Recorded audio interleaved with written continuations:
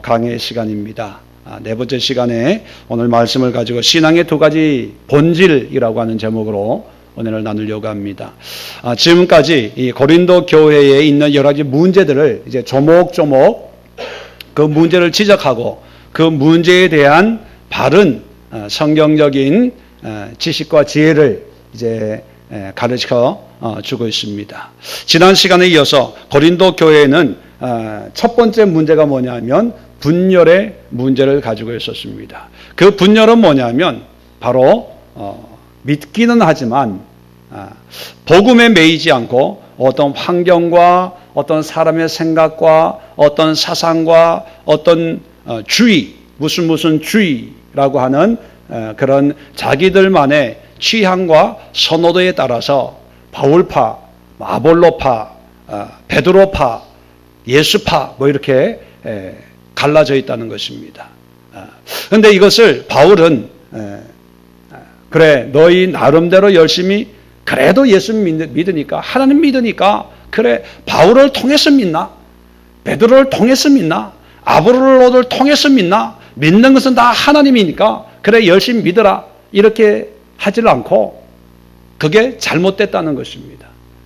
자, 잘못됐다는 것을 지적을 하면서 어찌 그리스도가 나뉘었냐 그러면서 조목조목 힐난을 하면서 이제 하나됨을 계속해서 강조하고 있습니다. 자, 이런 모습을 보면 오늘날 우리의 신앙의 어떤 일면을 보면 고린도 교회와 같은 현상들이 있어요 없어요? 뭐 어떻게 믿든지 하나님 믿으니까 내가 사람 보고 믿나? 하나님 보고 믿지. 그러면서 나는 이게 좋아, 저게 좋아. 그런 모습들이 많이 있죠. 어떤 교회에서도 보면 아유 내가 뭐 하나님을 믿지 뭐. 그러면서 하나 되지 못하고 분열과 또 분리와 어떤 나눠짐의 이런 모습을 가지면서 그것이 잘못됐다는 생각을 하지 못하고 오히려 서로가 서로를 미워하고 시기하고 그러면서 또 말은 내가 사람 보고 교회 다니나? 하나님 보고 교회 다니지. 그런 모습들이 고린도 교회가 똑같은 그런 현상적인 모습이었다는 것입니다. 그렇다면 그런 모습을 하나님이 보신다면 결코 기뻐하는 그런 모습이 아니라는 것이에요. 자, 그러면 이제 2장을 들어와서 보면 이제 바울이 이런 분파가 있는 이 교인들에게 그럼 신앙이란 뭐냐? 그리고 바울이 내가 너희들에게 어떻게 가르쳤냐라고 하는 그런 초심으로 돌아가서 자, 첫 번째 2장 1절에 보니까 형제들아 내가 너에게 나아가 하나님의 증거를 전할 때에 이제 초심으로 돌아가서 이 고린도 교회가 처음에 어떻게 시작이 됐냐? 그때 내가 전도한 말씀을 가르친 그 내용이 뭐냐면 말과 지혜의 아름다운 것으로 아니하였다. 말과 지혜의 아름다운 것이라는 것은 뭐냐면 당시 고린도 교회가 있는 그 지역에 사람들이 듣고 싶어하고 또 사람들이 좋아하고 또 존경하고 또 호감을 가지는 그런 지적인 또 사람들의 마음을 끌 수 있는 호기심을 자극하고 어떤 기대감을 자극하는 그런 사람들의 마음을 끌 수 있는 그런 말로 안 했다는 거예요. 왜냐하면 이 고린도 지역이라고 하는 이 지역은 우리가 생각하는 것보다 당시에는 굉장히 큰 대도시고요. 문화도시입니다. 당시에는 항구, 이 육상 교통보다는 해양 쪽으로 배를 타고 다니는 그런 시대 또 그런 문화가 더 많았기 때문에 이 고린도라고 하는 이 항구 도시는요, 전 세계 문물이 집중하는 그런 도시였고, 그러다 보니까 많은 그런 사상과 이념과 학문들이 모여드는 그런 곳이었습니다. 자, 그런 곳에서 정말 보잘것없는 로마의 식민지 지배를 당하고 있는 팔레스타인, 그리고 이스라엘, 그리고 유대인 자기 민족에 의해서 죽임을 당한 그 예수라는 사람을 믿는 종교를 그 사람들에게 이제 증거할 때에 자, 이 예수를 이 사람들의 수준에 맞게 우리가 그런 얘기를 하죠. 눈높이, 이들의 기대치에 맞게 좀 멋있게 화려하게 이들이 쉽게 이해할 수 있는 그런 상태로 예수님을 전해서 사람들로 하면 야, 그런 종교도 있냐? 그런 신도 있냐? 그런 예수라는 사람이 있냐? 사람들에게 흥미와 자극을 끌 수 있는 그런 호기심이 있는 아름다운 말로 했다 안 했다? 안 했다는 거예요. 안 했다는 거예요.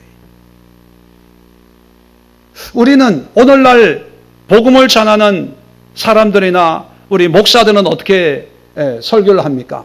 이 시대 사람들의 마음을 끌 수 있는 그런 말씀으로 복음을 전하려고 그래요. 그래서 사람들로 하여금 끄떡끄떡하게 하고 아멘 아멘 하게 만들고 호기심과 어떤 도전과 자극을 줄 수 있는, 그래서 요즘에 얼마나 많이 성도들이 공부를 많이 합니까? 지적 수준이 높습니까? 그리고 시사나 어떤 세계적인 이런 교양이나 정보를 얼마나 많이 가지고 있습니까? 그러니까요, 목사들도요, 설교 한 편 하려면요, 요즘에 베스트셀러 책은 다 봐야 되고요, 또 유명하다는 그런 인기 있다는 이런 것은 다 알아야 되고요. 그래야 이게 얘기가 되고 설교가 되고, 아, 지난주에 어떤 사람을 만났는데, 그 사람이 이제 앞으로 한국 경제는 어떻게 될 것이고, 정치는 어떻게 될 것이고, 내가 무슨 박사를 만났는데, 이 박사가 경영학 박사인데, 만나지 못해도요, 그에 관한 책이라도 한 권 읽고, 아, 무슨 책에는 몇 가지 비결이 있고, 몇 가지 시대적인 현상이 있는데, 앞으로 이렇게 될 거죠. 그래야 사람들의 마음이, 와, 그렇게 되는구나. 그래서, 야, 목사님 설교 잘하시고, 박식하시고, 책 많이 보시고, 연구 많이 하시고, 기도 많이 하시고. 여러분, 그건 기도에서 나오는 게 아니고, 기도 안 하고 책 보면 나와요. 네. 자, 그게 그게 다 나쁘다는 의미는 아니지만, 어떤 의미에서 오늘 얘기하고 있는 말과 지혜의 아름다운 것들이에요. 자, 이런 것을 준비하려고 얼마나 많은 수고를 합니까? 그런데 바울은 그렇게 안 했다는 거예요. 아니하고, 자, 2절입니다.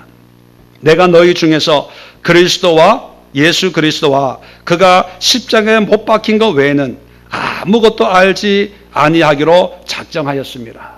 자, 이런 걸 안 하고 오직 예수 그리스도와 십자가.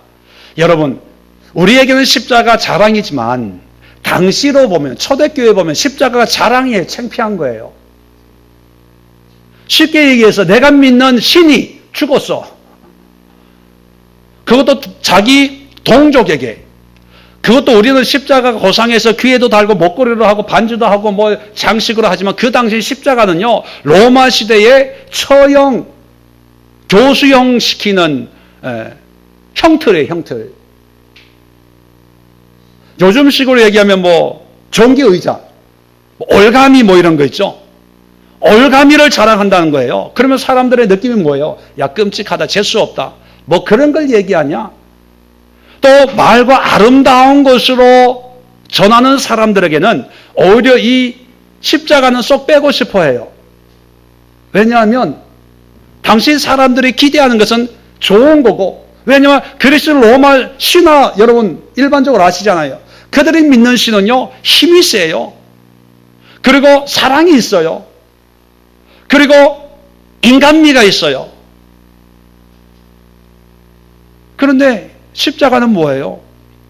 능력도 없고, 배신당하고, 죽고, 그리고 믿는 사람들이 장사니 3일 만에 부활했다고 그러는데, 그거는 알 바가 아니고, 이 당시 사람들에게는 하나님의 아들이라고 하는 것을 얘기하는데, 야, 하나님의 아들이 십자가를 지고 죽어야 되냐?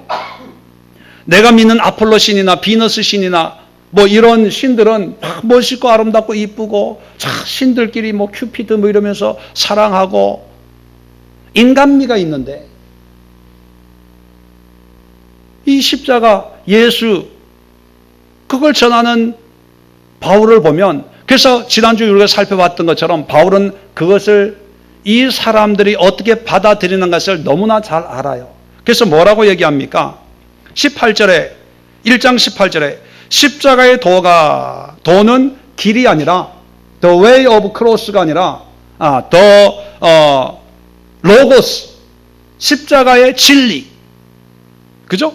그 십자가의 진리를 전하는데 멸망하는 자들에게는 미련한 것이요, 이방인들 볼 때는 미련하다는 거예요. 23절도 보세요. 우리는 십자가에 못 박힌 그리스도를 전하니 유대인에게는 꺼리는 것이요 이방인은 미련한 것이로다. 이것이 사람들에게 얼마나 미련하게 보이는지를 너무나 잘 알아요. 그런데도 그 미련 곰탱이 같은 그런 복음의 진리를 전하기로 작정했다는 것입니다. 이게 무슨 의미냐면, 자, 분란이 일어난 그 뿌리에는 뭐냐면 좀 고상하게, 좀 더 좋게, 자기 마음에 멋있는 뭔가 자꾸 포장하다 보니까 나는 바울식으로, 나는 베드로식으로, 아볼로식으로 자꾸 복음으로 받아들이지 않고 복음에다가 뭔가 자꾸 덮어 씌우려고 한다는 거예요. 그래서 첫 번째, 우리 신앙의 두 가지 본질 가운데 오늘 본문이 얘기하는 첫 번째 본질은 뭐냐면, 신앙은 예수 그리스도와 그의 십자가 외에는 없어요.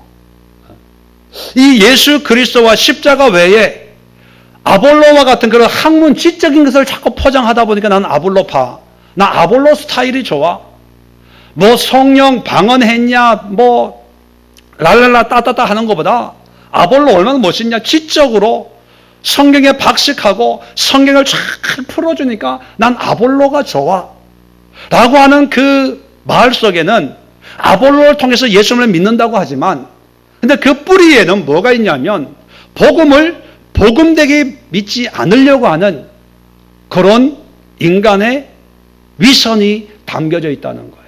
그래서 초심으로 돌아가서 내가 너희들에게 처음 전도할 때 말과 지혜의 아름다운 것으로 전한 적이 있었냐? 처음부터 끝까지 예수 그리스도와 십자가 밖에는 전했지 다른 거 얘기한 적 있었냐? 그 얘기를 하는 거예요. 그리고 오늘 성경을 보니까, 자, 이런 바울의 목회 어떤 방침, 목회의 비전, 목회의 핵심이, 자, 2절의 끝에 보면 작정하였다라는 표현을 하고 있습니다. 그리고 3절에 보면 내가 너희 가운데 거할 때 약하고 두려워하고 심히 떨었노라. 자, 이 말씀을 보면 바울은 성령으로 그냥 물불 안 가리는, 상대방을 의식하지 않고 오직 성령으로 담대하게 복음을 전한 것이 아니고, 작정했다는 것은 뭐예요? 여러 가지 길이 있는데 그 가운데 하나 택했다는 거예요. 그 얘기는 뭐냐면, 이 사람에게는 이렇게 하고 싶을 때가 있었는데, 또 저 사람 만나서는 저렇게 하고 싶을 때가 있었는데, 또 이 지역을 보니까 이 지역에는 이렇게 목회를 하고 선교를 하고 싶었는데, 쉽게 얘기하면 여러 가지 그런 유혹이 많았는데 그 모든 유혹을 뿌리치고 오직 예수 그리스도와 십자가만 전하기로 결심했다는 거예요. 결심했다는 거. 그 얘기는 뭐냐면 이것이 그냥 저절로 되어지는 것이 아니라 굳은 마음과 각오와 결단이 필요했다는 거예요. 그게 작정했고요.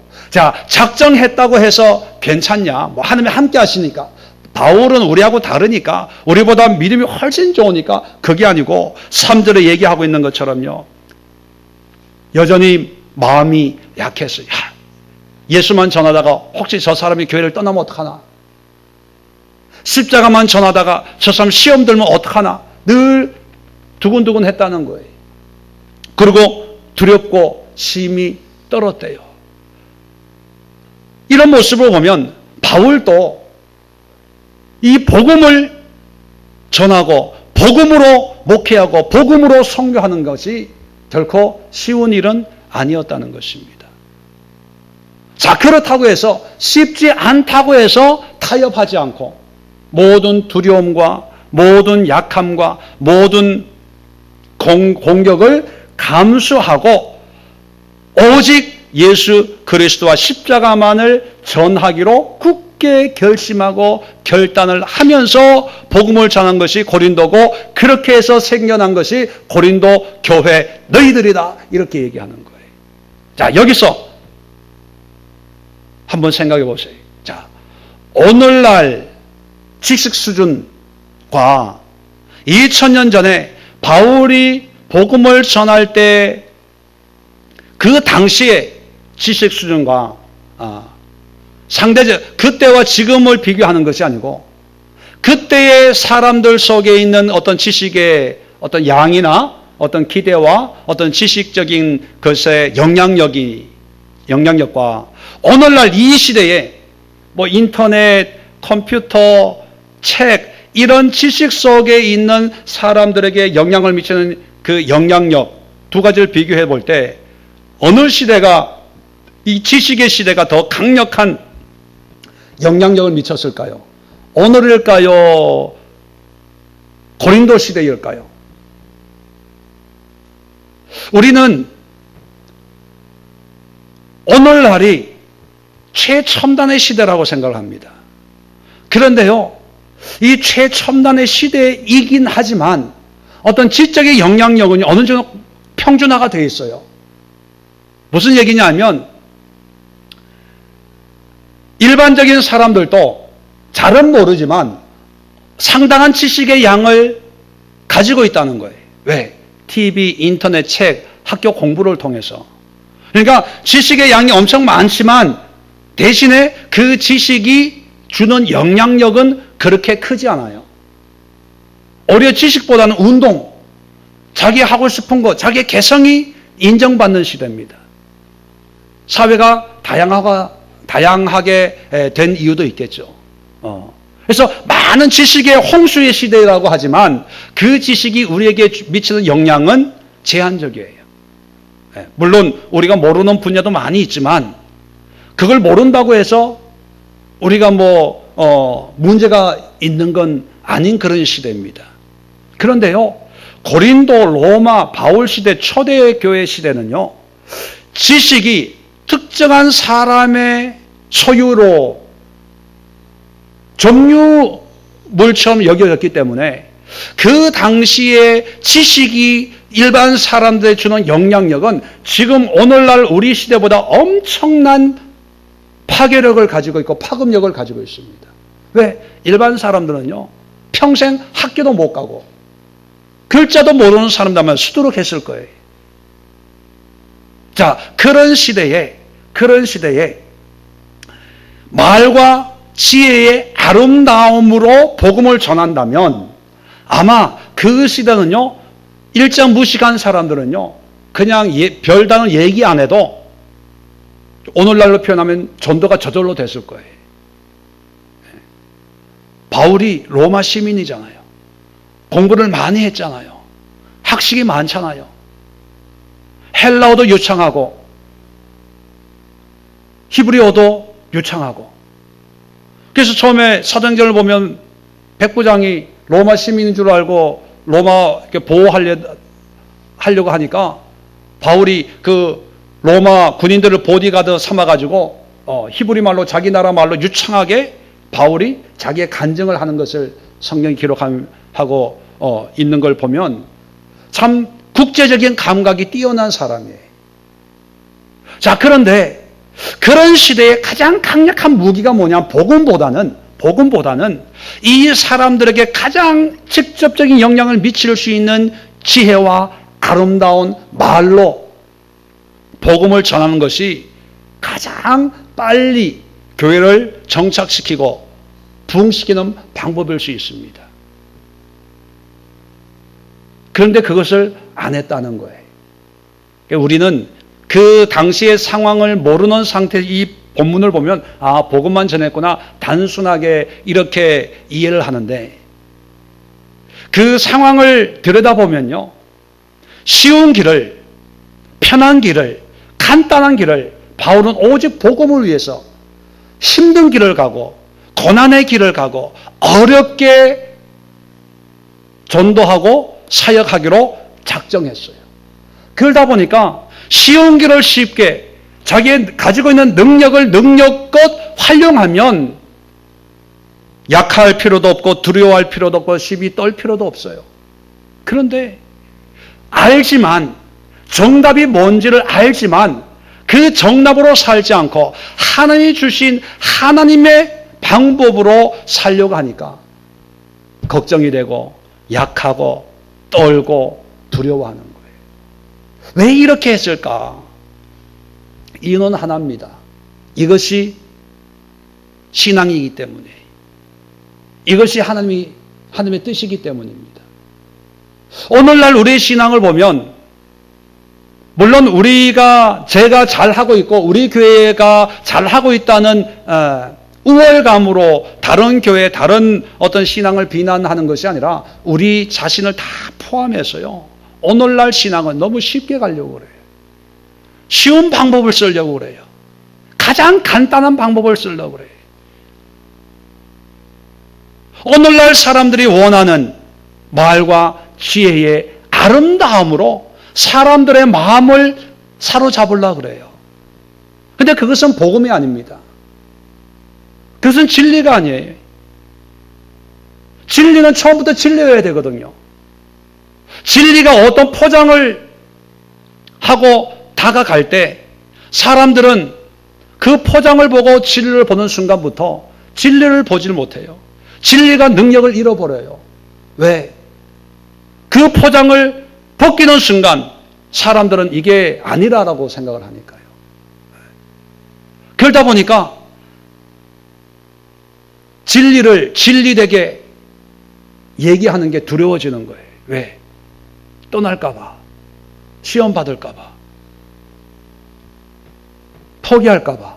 그러니까 평생을 포장 씌운 진리를 믿게 또 따르게 하는 거죠.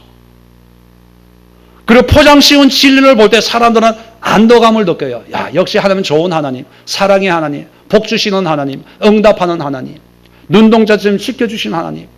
자기의 형편은 전혀 생각하지 않고 그 지키시고 보호하시고 인도하신다는 하나님의 의도는 생각하지 않고 자기 삶은 개차반처럼 세상과 타협하고 음란하고 교만하고 거짓말하고 악한 삶 속에 있으면서도 그 포장만 보면서 좋으신 하나님, 은혜가 풍성하신 하나님, 영원 전부터 영원 후까지 함께 하시는 하나님, 그 포장만 보면서 너무나 좋아들 하거든요. 그런데 이 포장을 벗기고 이런 하나님의 은혜를 누리려면 회개해야 됩니다. 통에 자복해야 됩니다. 가슴을 찢어야 됩니다. 이러면 사람들 싫어해요. 또 그렇게 얘기할 자신이 없어지는 거죠. 그러니까 장례식에 가서 교회 발자국만 한번 디딘 사람들한테 가서도 천국 갔다고 위로해주고 열심히 믿으십시오. 그렇게 해주고 위로만 주는 그런 교회, 그런 신앙, 그런 종교로 전락하고 만 거죠. 얼마 전에도 대기업 부회장이 자살을 했더라고요. 이름만 되면 알 수 있는 큰 교회 장로님이에요. 한 사람의 죽음을 가지고 이렇다 저렇다 얘기할 수 없지만 우리가 그분에 잘 모르지만 미디어에 있는 내용만 가지고 보면 왜 죽었습니까? 복음을 위해 죽었어요? 신앙을 위해 죽었습니까? 교회를 지키기 위해 죽었나요? 아마 그런 문제가 없었으면 죽을 일이 없을 거예요. 그 문제가 생겼기 때문에 자살을 결심했을 겁니다. 근데 그 문제가 뭘까요? 복음에 관한 걸까요? 신앙의 지조에 관한 걸까요? 아니에요. 그 문제라는 것은 어떤 회사에 대한 비리에 대한 그런 문제였고요. 유서의 내용은 전부는 모르지만 신문에 나와 있는 내용을 보면 비자금은 없다. 회장은 좋은 분이다. 과연 뭘 믿고 자기의 생명의 주인이 누구인가를 어떻게 인식하고 살았을까요? 대기업 부회장 정도 되면 아마 교회에 큰 영향력을 미쳤을 거예요.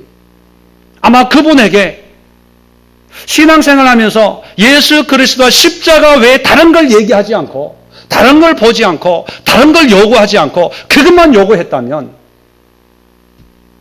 어떻게 됐을까? 그런데 오늘날 보면요, 너무나 아름다운 말들을 많이 해요. 사람들이 듣기 좋은 말을 많이 해요. 그러다 보니까 교회는 하나 되는 것이 아니라 점점 갈라지는 것입니다. 신앙의 본질은요, 누가 뭐라 그래도 예수 그리스도와 십자가 외에는 없습니다. 이 얘기는 뭐냐면 우리의 신앙의 엑기스, 우리의 신앙의 전부, 그 한약 이런 거를 모아가지고 물 한 통, 찜통에다가 한 통 부어놓고 계속 따르면 그 원액이 이렇게 농축이 되지 않습니까? 그걸 뭐 엑기스라다 이렇게 표현을 하죠. 그게 진국이다 이렇게 표현을 하지 않습니까? 진국. 그 중요한 영양소들만 딱 모여 있는 거. 마찬가지로 우리의 삶에 직장 생활하고 학교 생활하고 목회하고 또 봉사하고 뭐 우리의 삶의 모습이 어떠하든지 간에 그 삶의 모습을 다 엑기스처럼 만들면, 내가 목사였습니다. 내가 목회를 몇 년 동안 했습니다. 몇 명의 교회를 세웠습니다. 이게 남으면 헛거예요. 뭐가 남아야 됩니까? 예수 그리스도와 십자가만 남아야 돼요. 그게 신앙의 본질이에요. 그걸 가르쳐야 되는 거예요. 어떤 분이 저에게 그런 얘기를 하셨어요. 목사님 설교를 들으면 예수님 얘기만 해서 참 좋아요. 다른 얘기를 안 하고. 어제도 어떤 분을 만났는데 똑같이 그 얘기하더라고요. 근데 저는 예수님만 얘기하려고 의도적으로 하는 게 아니고, 제가 설교하는 본문은 구약도 있고 신약도 있고 왔다 갔다 해요. 그죠? 그 속에서 하나님을 얘기하는데, 저는 누구를 얘기해야 되겠다 의도하는 것이 아니고, 성경 어디를 펼쳐도 내용은 뭐냐면 하나님의 얘기니까. 저는 굳이 뭐 예수님만 얘기하기로 작정하였다. 저는 마음이 약해가지고 그 정도 비범하거나 담대하거나 하지 못하고, 그저 성경을 성경대로 가르치자. 성경을 성경의 관점에서 사람들에게 알게 해주자. 그래서 설교하는데 보니까 모든 성경은 구약은 하나님, 신약은 예수님을 얘기하는 거더라고요. 그러니까 뭘 하려고 의도하지 않고 그냥 성경을 가지고 얘기하니까 그게 예수에 관한 얘기밖에 없어요. 여기에 뭘 더 간을 칩니까? 여기에 뭘 더 조미료를 쳐요? 성경은 하나님, 예수님으로 시작해서 하나님, 예수님을 끝났는데, 그러면 설교하는 설교자도 하나님으로, 예수님으로밖에 설교할 게 뭐가 있겠어요? 없어요. 그래서 저는 갈등하거나 뭐 이렇게 약하고 두렵고 심히 떨었노라, 뭐 이렇게 설교 준비해 본 적이 없어요. 그냥 보니까 예수님 얘기고 보니까 하나님 얘기고, 그리고 이것이 중요한 거니까 다른 게 필요가 없고, 오히려 예수님 십자가 외에 오히려 다른 직분이 걸림돌이 되면 그 직분도 내려놔라. 저에게 예수님 십자가를 증거하는데 이 목회가 걸림돌이 되면 목회도 내려놓는다. 저는요, 십자가와 예수를 위해서 가정도 내려놓은 사람이에요. 다른 게 타협의 여지가 없는 거예요. 아주 간단한 거예요. 또 어떤 분이 저에게 설교를 듣더니만 저에게 뭐라고 말씀하냐면, 목사님 설교는 굉장히 파격적인데요. 예, 그렇게 들으셨어요? 이렇게 하고 말았는데, 저는 파격적이라고 생각한 적이 한 번도 없어요. 왜? 성경을 성경으로 얘기하는데 뭐가 파격이에요? 파격은 뭐예요? 기존의 틀에서 벗어나는 게 파격 아닙니까? 긴 치마 입을 때, 미니스커트 입을 때 그게 뭐 파격이지. 근데 성경에는 예수님 얘기밖에 없잖아요. 그래서 속으로, 야, 내가 파격이면 다른 건 내가 잘못된 거야. 다른 것들이 잘못된 거야. 혼자 속으로 씁쓸한 웃음을 지은 적이 있습니다. 여러분, 다시 한번 정리를 하지만 신앙에는요, 다른 게 없어요. 아볼로 파라고 하는 사람에게는요, 아볼로가 죽어야 돼요. 베드로 파하는 사람들에게는요, 베드로가 죽어야 돼요. 바울 파하는 사람들의 바울은 내가 언제 너희들에게 세례를 베풀었냐 하면서 아주 신랄하게 자기 파인데도, 자기를 추종하는데도 오히려 화를 냈어요.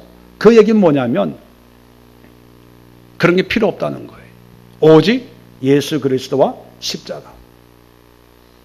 여러분들에게도 나는 예수의 교회 교인, 우리 목사님 뭐 이런 게 있으면 저는 여러분에게 죽어야 되고, 우리 교회가 여러분에게 그런 의미를 준다면 교회는 무너져야 되고요, 없어져야 됩니다. 신앙생활을 통해서 우리가 바라봐야 될 분은 오직 예수 그리스도. 그 외에는 다 사소한 거예요. 근데 마귀는요, 마귀는 이것이 신앙의 본질인 걸 마귀는 알아요. 그러니까 이 신앙의 본질 가지고 공격하는 것이 아니라 비본질적인 것 가지고 공격해요. 교회 문제 일어나는 거 보면 예수님 십자가 때문에 문제 일어나는 교회 있어요? 없어요. 거의 다 뭐예요? 재정 문제, 임직 문제, 행정 문제, 행사 문제. 이런 것 때문에 분란이 일어나는 거죠. 왜요? 마귀는 본질에서 자꾸 우리를 말과 아름다운 지혜의 것들로 우리의 관심을 옮겨가는 거예요. 목사님 청빙하는 광고 보면 박사학위 소지자. 어떤 교회에서 청빙을 했는데요, 뭐 학위는 얘기 안 하고 또 새롭게 등장한 게 뭐냐면 그 교회가 한 500명 정도, 중형 정도 교회가 되나 봐요. 목사님 경력에 200명 이상 목회 3년 이상 한 분, 또는 500명 이상 교회에서 5년 이상 부목사로 사역하신 분, 이게 자격이에요. 저도 할래다가 그것 때문에 못했거든요. 농담이고요. 이런 현상들이 뭡니까? 말과 지혜의 아름다운 것들을 추구하고 있어요. 추구하고 있어요. 언제 목사들이 신학 박사 학위를 자랑했습니까? 언제부터 학위를 공부한 걸 얘기합니까? 이게 고린도 시대의 그 모습이었어요. 지혜를 자랑하는 그 시대에 내가 가말리엘 문화에서 수제자였다 말 한마디만 하면 많은 사람들이 머리를 숙이고 달려올 텐데, 자기는 힘든 길을 가고 어려운 길을 가고 두려움에 염려에 삶을 자초하면서 예수 그리스도와 십자가 외에는 알지 않기로 작정했다. 이런 고백이 우리에게도 있어야 돼요. 우리에게. 그래서 저는요, 우리 교회 교인들이 삶은 어떻고 환경은 어떻다, 그건 제가 어떻게 할 수 있는, 왜? 내 능력 바뀌니까. 그런데 신앙만큼은, 믿음만큼은 분명하게 세우는 그런 목회를 해야 되겠다. 어디에 가도 담대하게 내 인생의 액기스인 예수를 전하고 그분의 십자가의 은혜를 전할 수 있는, 이것이 전도거든요. 이것이 복음이거든요. 이것이 교인들에게, 믿는 자들에게 있는 거룩한 교제거든요. 자, 두 번째는 뭐냐면, 두 번째 본질은 뭐냐면, 자 4절 5절 보면 내 말과 전도함이 설득력 있는 지혜의 말로 하지 아니하고, 똑같은 얘기입니다. 그 설득력 있는 지혜의 말, 사람들이 좋아하는, 안 하고 성령에 나타나신 능력으로 하여 너희 믿음이 사람의 지혜에 있지 않고 다만 하나님의 능력에 있게 하려 하였노라. 그렇게 얘기합니다. 자, 그러면서 6절에 보면 우리가 온전한 자 중에서는 지혜를 말하노니 이는 세상의 지혜가 아니요 또 세상에서 없어질 통치자들의 지혜도 아니다 하면서 이제 지혜에 대해서 얘기합니다. 왜냐하면 이 고린도 교회 시대는 이 지혜를 숭상하는 스토아 학파, 이 지혜를 우상처럼 여기는 이 학구파적인 사람들이 많이 있는 그런 시대였기 때문에 사람들은 어떤 지혜론, 철학이나 뭐 이런 사상을 얘기하면 좋아하거든요. 그런데 그런 걸 안 한 이유가 뭐냐? 그걸 얘기하는데, 자, 4절은 아까 얘기했지만 성령의 나타나심으로 그런 얘기를 하고요. 10절에 그 결론을 얘기합니다. 오직 하나님이 성령으로 이것을 우리에게 보이셨으니 성령은 모든 것, 곧 하나님의 깊은 것까지 통달하시느니라. 자, 하나님의 예수 그리스도와 십자가만 알기로 작정을 하고 그것을 전하면서 복음을 전했습니다. 자, 그런데 예수 그리스도와 십자가의 그 진리의 도를 깨달을 수 있는 지혜는 세상의 지혜로 알 수 있는 게 아니고 무엇으로 알 수 있다? 성령으로 알 수 있다는 거예요. 그래서 신앙의 두 번째 본질은요, 성령이에요, 성령. 당시 사람들은 학교에서 지식을 배웠습니다. 어떤 좋은 훌륭한 스승 밑에서 지혜를 배웠어요. 그것이 긍지예요. 자랑이에요. 오늘날의 스펙 같은 누구 문화생이다, 누구 학파다, 누구 사사를 받았다, 이것이 어떤 그 사람이 가지고 있는 지식이나 지혜의 척도였습니다. 자, 이런 사람들에게 복음을 전할 때 같은 수준, 같은 레벨, 같은 정도의 어떤 학식을 가지고 있을 때 얘기가 통하는 거예요. 그러다 보니까 당시에는요, 이 수준에 맞추려고 노력을 하는 거예요. 근데 바울은 그런 수준이 충분히 될 수 있지만 그렇게 전도를 안 하고, 바울이 하나님의 이 예수가 그리스도이시고 예수님의 십자가가 우리에게 구원의 길이라고 하는 이 진리를 전파하는데 세상의 지혜, 세상의 수준으로 맞추어서 사람들을 설득하려고 했던 것이 아니고 의지했던 것은요, 성령의 나타나심이라는 거예요. 성령의 나타나심. 왜냐하면 성령께서 하나님의 깊으신 것을 다 통달, 다 아시고 우리에게 보여주시는 분이기 때문에 성령과 동역하는 거예요. 왜 성령과 동역해야 되냐? 자, 7절에 보면, 자, 성령의 도움이 필요한 이유를 이렇게 얘기합니다. 우리 신앙생활에서, 자, 은밀한 가운데 있는 하나님의 지혜를 말하는 것으로, 은밀하다는 것은요, 옛날 성경 비밀한, 비밀이라고 표현을 하고 있습니다. 하나님의 복음의 진리는요, 비밀이에요. 그래서 바울은 우리 믿는 자에게 뭐라고 표현하고 있냐면 비밀을 맡은 자다. 비밀을. 이것은요, 세상이 누구나 다 알 수 있는 게 아니고 우리가 예수 그리스도를 나의 구세주로 영접하고 내가 하나님의 자녀가 됐다 하는 이것은요, 종교가 아니고 어떤 사상이나 신념이 아니고 믿음의 고백의 차원이 아니라 비밀의 차원, 비밀. 세상에 아무도 알 수 없는 그 비밀을 내가 알고 있는 거예요. 이 비밀을 알게 하는 분이 누구다? 성령님이라는 거예요. 성령님. 신학 박사 학위 5개 가지고 있다고 해서 이 비밀을 아는 게 아니라는 거예요. 목회하고 있는 목사기 때문에 아는 게 아니라는 거예요. 몇 대째 신앙생활을 하고 있는 장로님, 권사님의 가정이라고 해서 알 수 있는 게 아니라는 거예요. 오직 성령으로만 이 비밀의 열쇠를 주었을 때 알 수 있는, 그것이 하나님의 지혜라는 거예요. 자, 그 다음에 감추어져 있어요. 감추어졌던 것인데 드러나는 게 아니에요. 쉽게 찾을 수 있는 게 아니기 때문에, 공부한다고 되는 게 아니기 때문에, 교회만 몇 번 왔다 갔다 한다고 되는 게 아니기 때문에 성령이 필요한 거예요. 성령의 역사가. 자, 그 다음에 세 번째는 뭐냐면 만세 전에 미리 하나님이 정하신 것이 하나님이 만들어 놓은 거라는 거예요. 사람이 만든 게 아니고. 그러니까 하나님이 만들어 놓기 때문에 우리는 그 이유를 몰라요. 왜 내가 이렇게 생겼는지, 내 성격이 왜 이런 건지, 내 삶이 왜 이렇게 꼬이는지, 우주, 모든 만물이 왜 이렇게 복잡한지 우리는 몰라요. 왜? 만드신 분이 내가 아니고 하나님이기 때문에. 그런데 이 만드신 하나님의 깊은 것까지 통달하시는 성령이 우리에게 그 이유를 알려주면 알 수 있잖아요. 자동차를 만든 사람은 현대자동차나 회사의 어떤 연구소에 있는 사람이 연구를 해서 만들었겠죠. 우리는 이 자동차가 어떻게 역할을 하는지 몰라요. 그 사람이 이건 이렇게 만들어진 거예요.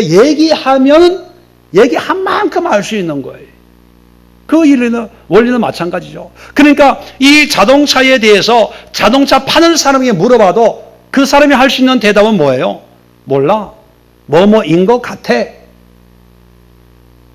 가장 분명한 정답은 뭐예요? 만든 사람. 그 만든 사람이 이렇게 해서 만든 거야. 그게 정답이거든요. 그러니까 배워서 나는 이렇게 생각해, 나는 저렇게 생각해, 아볼로 파는 아볼로는 이렇게 얘기해서, 베드로 파는 베드로가 이렇게 얘기해서 하지 말고 그런 거에 귀를 기울이면서 그게 맞다고 생각하고 또 그게 진리라고 생각하고 서로 싸우고 얼굴 붉히고 하지 말고 하나님이 다 만드셨는데 그 하나님의 영이신 성령께서 모든 걸 통달하고 있는 분이니까 그분에게 물어보면 그분의 지혜가 우리에게 임하면 그 지혜로 하나님을 알 수 있다는 거예요. 그래서 신앙의 본질은요. 자, 6절 끝에 보면 이런 말 중간쯤부터 이 세상의 지혜가 아니고 세상의 지혜라고 하는 것은 뭡니까? 세상의 학문적인, 지적인 그런 사상, 이념, 문화, 흐름 모든 걸 통칭하고요. 또 이 세상에 없어질 통치자들의 지혜도 아니고 통치자들, 당시의 모든 통치는 황제가 하는 거죠. 모든 정보가 황제를 통해서 선포되는 거예요. 어떤 사상이나 이념이나 무슨 주의나 무슨 학설이냐. 자, 그런데 하나님은요, 이러한 통치자들의 지혜도 아니라는 거예요. 뭡니까? 오직 10절에 오직 하나님이 성령으로 이것을 우리에게 보이셨대요. 이것을 뭐예요? 하나님의 지혜, 하나님의 지혜를 보이셨는데 누굴 통해서 보이셨냐? 성령을 통해서 보이셨습니다. 자, 그렇다면 우리 신앙생활의 두 번째 잊어서는 안 될 두 번째 본질이 뭐냐면 성령의 도우심을, 성령의 함께하심을 다 추구하는 거예요. 여러분, 우리가 이 성령의 역사를 인정을 하든 안 하든 많은 사람들은 성령의 역사를 인정을 안 해요. 인정을 하더라도 그냥 형식적인. 근데 이 성령의 역사가 우리에게 구체적으로 얼마나 친밀하게 영향을 주냐 하면 자, 성경을 읽을 때 한 번 읽고 두 번 읽을 때마다 느껴지는 그 느낌이 같아요, 틀려요? 틀리죠. 날마다 똑같은 본문이지만 늘 새로워요. 그 새로운 이유가 뭐냐면 그때 감동 주시는 성령의 은혜가 다르기 때문입니다. 자, 반대로 자, 대학교 입시를 위해서 공부를 해요. 그 공부를 한 20년 했어요. 공부를 20년 하면 책을 봐요. 책을 보면 시험 보면 점수가 몇 점을 나오는지 그건 모르지만 책을 보면 다 알아요, 몰라요? 작년에 본 내용 올해 똑같아요. 그래서 제가 우리 공부할 때 재수하려면 제일 먼저 해야 될 게 있다. 뭐냐면 책을 다 바꿔라. 왜냐하면 공부할 때 왜 책에 밑줄 쳐놓잖아요. 동그라미 쳐놓잖아요. 중요하다고 이렇게 별표해 놓잖아요. 그런데요, 다 다음에 또 보면 우리의 눈은 항상 어디에 가요? 줄 쳐놓은데, 동그라미 해놓은데, 별표 해놓은데, 거기에 가가지고 책만 보면 그것만 두르고 한 번 읽고 다 공부 다 했대. 근데 시험 보면 항상 문제는 줄 쳐놓지 않은 데서 나오거든요. 왜? 줄 쳐놓은 데서 나왔으면 처음에 벌써 대학교 갔지. 점수수 받았지. 그러니까 한 번 보고 두 번 봐도요, 지식적인 것은요, 똑같아요. 똑같아. 예. 대학 교수들이 교재 강의 만들어 몇 년을 그냥 그대로 한대잖아요. 공부 안 한 교수들은. 왜냐하면 학생들은 바뀌니까. 하나 만들어 놓고 매년 써도 10년을 써도 1년 지나면 바뀌고 1년 지나면 바뀌니까 똑같은 거예요. 네. 신앙생활 20년 똑같이 20년을 하면서 성경을 보면 설교를 들으면 어떤 분에게는 똑같이 들릴 수 있죠. 왜? 성령의 역사가 없고 한 소리 또 한다. 교회만 가면 다 목사들은 똑같은 소리를 똑같이 해. 뭐 이런 사람들도 없지 않아 있습니다. 그런데 하나님의 은혜를 사모하는 사람들은, 성령의 역사가 있는 사람들은요, 성경을 볼 때마다 달라요. 볼 때마다. 그러니까 성경을 많이 봐라 하는 이유가 뭐냐면, 성경을 몰라서 보라는 게 아니고 성령께서 그때마다 주시는 은혜가 다르니까 그때 주시는 하나님의 은혜를 느끼라고 성경을 보라는 거예요. 성경을. 성경 몰라서 읽으라는 겁니까? 어떤 분 성경 보라면 나는 10독 했대. 20독 했대. 물론 잘한 거예요. 그런데요, 20독 안에 100독을 하더라도 또 한 번 읽으면요, 성령은 또 더 깊은 은혜의 세계로 우리를 인도해요. 왜? 이게 성령의 역사거든요. 성령의 역사거든요. 저도요, 설교, 솔직히 목회 한 10년 정도 하면 설교할 거 없어요. 왜? 중요한 거는 다 훑었거든요. 웬만한 주제는, 웬만한 은혜로운 성경 구절은요, 다 설교하고, 또 이런 거는 다 안다고 생각하기 때문에 설교할 거리가 없어요. 그래서 주일 설교 마치면요, 집에 가면은 마음이 좀 홀가분하면서 또 한편은 걱정이 되는 게 뭐냐면, 아유, 오늘은 이 설교했는데 다음 주는 또 뭘 설교해야 되나? 그죠? 매주 새로운 말씀을 통해서 먼저 내가 은혜 받아야 되고 그 은혜를 설교해야 되는데, 그래서 성경을 피기만 하면 그때 주시는 하나님의 감동이 달라요. 달라. 한번 경험해 보세요.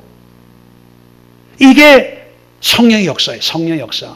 성령의 역사는 방언하고 환상보 입신하고 랄라라 따따따 하고 뭐 반내 들었네 이것만이 성령의 역사가 아니라, 성령께서 하나님의 깊으신 것을 아는 성령께서 우리를 하나님께로 인도하시는 거예요.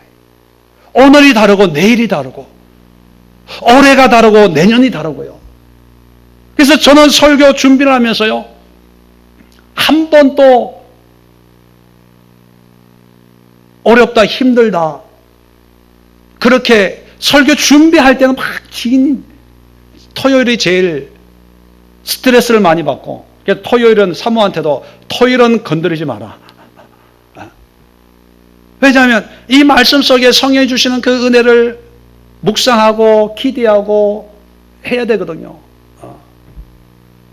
그런데 그 말씀을 통해서 한편의 설교가 나오면 어떤 때는 제가 은혜 받아, 제가 먼저. 빨리 주일이 오기를 바라고요. 다음 주에 또 설교하고 싶고. 왜? 제 지혜나 지식, 저의 성경 공부한 실력으로 얘기하는 게 아니라, 저는 가방끈도 짧아요. 박사학위도 없어요. 신학을 4년, 7년밖에 못했어요. 신학 공부를. 대학원까지. 그리고 공부를 더 할 필요를 못 느꼈어요, 저는. 선교하는데 무슨 뭐 학벌이 필요하겠냐. 제가 성경을 공부했었거든요. 예. 그런데 제가 믿는 것은 뭐냐면 성령께서 나를 오직 말씀으로 인도해서 하나님의 마음을 알게 하실 거라. 성경엔 지식은 없지만 하나님의 마음을 깨닫고 마음으로 설교하도록 성령이 인도하실 거다. 그 믿음은 늘 있거든요. 그래서 어떤 분이 또 설교를 듣고요, 저에게 이렇게 얘기해 줄 때 참 위로가 되더라고요. 뭐라고 얘기하냐면, 목사님의 설교를 들으면, 저 설교를 들으면 하나님의 마음을 아는 것 같아요. 하나님의 마음을 담고 설교하시는 것 같아요. 이런 표현을 쓰시더라고요. 그럴 때 참 이게 소망이 있고 감사가 되고, 아, 그래도 내가 제대로 하는구나. 왜냐하면 성령의 인도하심을 사모하기 때문이죠. 신앙생활에서 성령의 인도함을 외면하거나 포기하면 어떤 결론이 되냐면 말과 아름다운 지혜를 따라가게 돼요. 사람을 따라가게 돼요. 눈높이가 되려고 해요. 왜? 이 사람들 수준에, 이 사람들 형편에, 이 사람들 환경에, 이 시대에 그렇게 따라가다 보면 하나님을 놓치기가 쉽고 세상을 붙들기가 더 쉬워지죠. 그래서 우리 주일학교도 그렇게 얘기합니다. 선생님들에게. 아이들이 따라오지 않고 이해가 안 되더라도 어릴 때부터 오직 기도와 말씀과 예수로 시작을 해라. 아이들의 마음을 사는 방법은, 쉬운 방법은 있어요. 돈 주고, 선물 주고, 밥 사주고, 회식하고, 생일 잔치해주고, 달란트 시장하고. 우리 주일학교 도 이런 거 많이 해봤잖아요. 근데 그게 모습으로는 아이들의 눈높이로 아이들의 마음을 얻기 위해서 성구 암송하고 뭐 출석하고 뭐 물론 그래서 얻는 유익도 물론 있을 거예요. 그런데 저는 얻는 것보다 잃는 게 더 많다고 생각합니다. 그래서 우리 교회는 아예 처음부터 듣든 아니 듣든 말과 지혜의 아름다운 것으로, 이 시대에 영향력 있는 물질이나 이런 것으로 아니하고 오직 예수 그리스도의 십자가만 가르치기로 작정하였습니다. 재미없다고 안 나온다고 그러면 그냥 놔둬라. 어쩔 수 없다. 이게 복음인데 그 한 사람을 위해서, 한 아이를 위해서 다른 걸 하다 보면 전체가 그렇게, 제가 경험이 있거든요.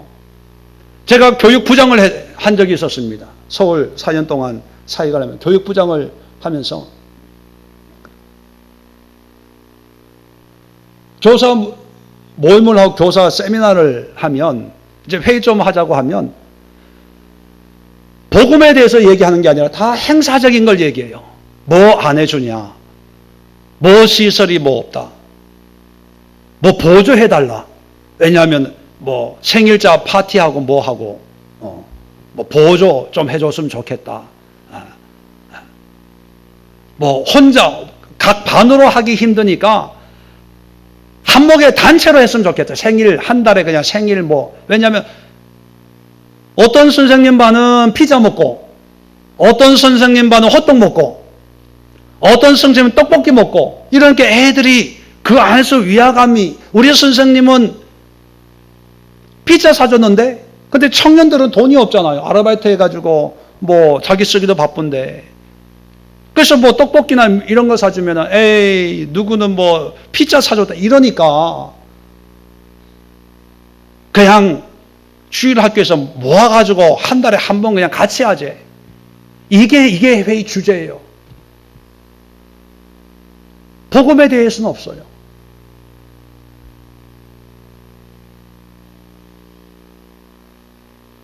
제 얘기가 낯설게 들립니까? 이런 주일학교, 여러분, 낯설게 들리면은 그나마 감사합니다. 근데, 그래, 맞아. 우리도 그랬어. 이러면 참 심각한 거예요. 그러니까 그런 아이들이 자라가지고 다 사줄 때는 오지만 이제 피자 중학교만 가보세요. 피자요. 그거 콜레스테롤 많아서 안 좋아. 성인병 걸려. 다 그래요. 매력이 없어요. 이 세상의 아름다운 지혜의 말로는 세상을 따라갈 수가 없어요. 세상을 경쟁할 수가 없어요. 우리에게 있는 것으로 싸워야 돼요. 우리에게 있는 것으로. 우리의 무기로 세상과 싸워야지 세상의 무기를 빌려서 포장해가지고 그래도 복음을 전하면 되지 뭐. 우리 그렇게 전도했잖아요. 그래서 교회가 부흥이 됐잖아요. 그런데 앞으로 한번 가보세요. 가관이 아닌 일들이 엄청 일어날 거예요. 오늘 신앙의 본질, 여러분 안에 있는 신앙의 본질 두 가지를 한번 점검하는 시간이 될 수 있기를 바랍니다. 그것은 뭐냐면 오직 예수 그리스도 그리고 그의 십자가, 내 삶에 예수 그리스도의 의미와 그 십자가의 의미가 없고 다른 것으로 채워져 있다. 그러면 문제가 심각한 거예요. 심각한 거. 두 번째는 뭡니까? 내 지혜, 지식.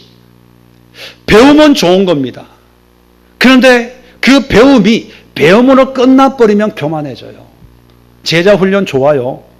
성경, 성서 학당, 성경 대학 좋아요. 그런데 그 배움이 배움으로 끝나면 오만해지고 교만해지고 오히려 마귀의 도구가 될 수가 있습니다. 그 배움에 항상 함께 해야 되는 게 뭐냐면 성령의 성령. 성령. 여러분의 삶 속에 성령의 은혜 가운데, 성령의 인도하심 가운데 신앙생활하고 성령의 인도하심 가운데 말씀을 보고 성령의 인도하심 가운데 순종하는 그런 삶이 되지 않으면 성령 없이 내가 정죄하는 또 교만한 자가 되는 거예요. 이래야 되는데 늘 불평불만합니다.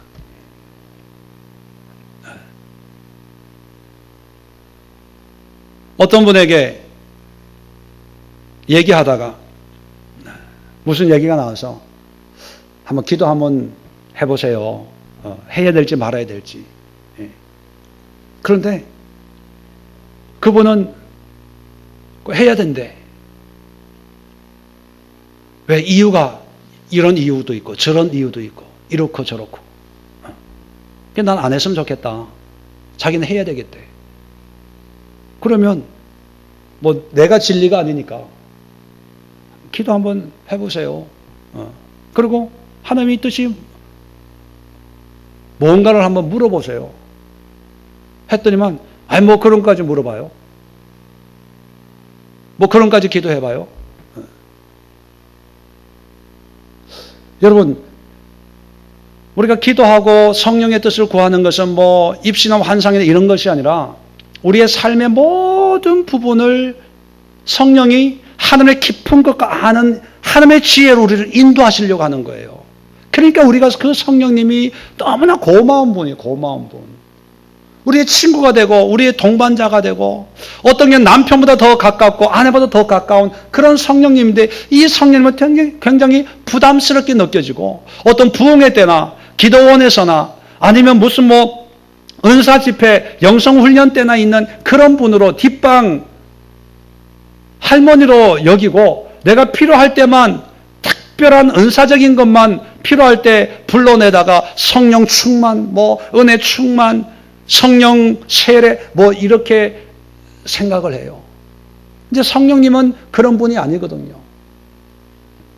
그 성령님의 인도하심 속에 우리의 모든 것을 행하는 것이 그게 신앙이에요. 그게 믿음이에요. 그런데 성령이 있냐 없냐, 성령 역사는 초대교회로 끝났네, 뭐네,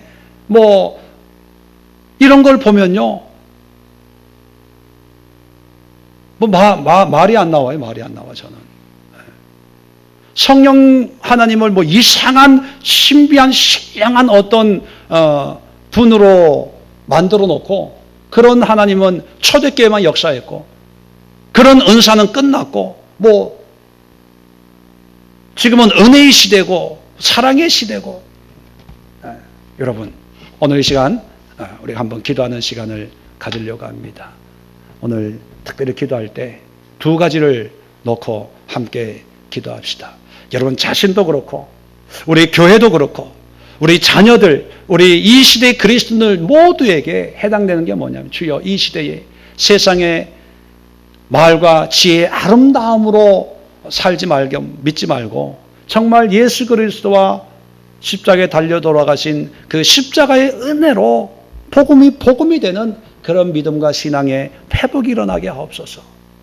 그리고 그런 하나님을 믿는데 우리의 지식으로 세상의 학문으로 세상의 방법으로 믿는 것이 아니라 성령의 인도하심을 겸손히 성령의 도움을 구하는 그런 성령의 사로잡힌 그런 신앙을 소유하게 해달라고 오늘 두 가지만을 놓고 기도하시고 특별히 우리 환우들 위해서 기도해 주시고 그리고 교회 이전을 위해서 기도해 주시고 또 여러분 성령이 또 인도하시는 그런 기도의 제목이 있다면 그 기도를 자유롭게 하시다가 우리 11시까지 기도하고 자유롭게 돌아가도록 하겠습니다.